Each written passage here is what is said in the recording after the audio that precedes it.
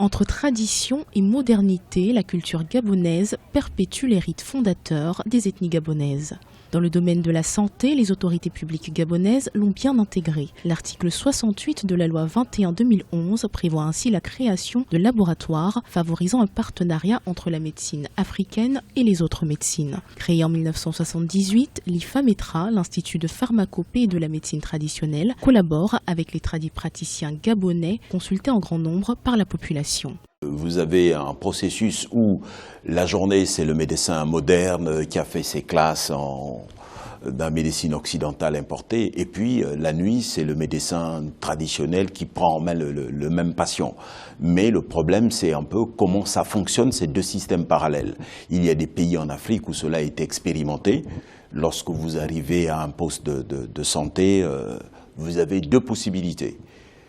Vous êtes consulté par le tradipraticien. Vous êtes consulté également par le médecin moderne.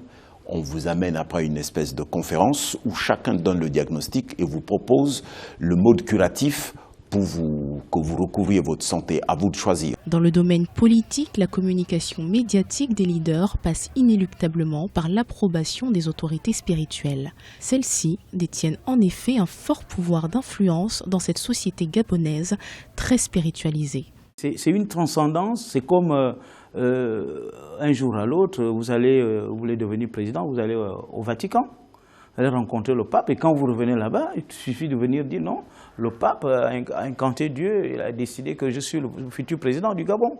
Bon, tout de suite on va vous croire, parce que les populations sont tellement spiritualisées, ils sont tellement à l'intérieur de la croyance que lorsque un tel message est véhiculé, tout de suite, on embrase un peu l'électorat dans son ensemble. Et c'est ça l'objectif. En 2015, le président gabonais Ali Bongo avait recommandé la création d'un conseil national des chefferies traditionnelles du Gabon. Une initiative en cours. En effet, selon les autorités gabonaises, la modernisation du pays passe aussi par la sauvegarde du patrimoine culturel.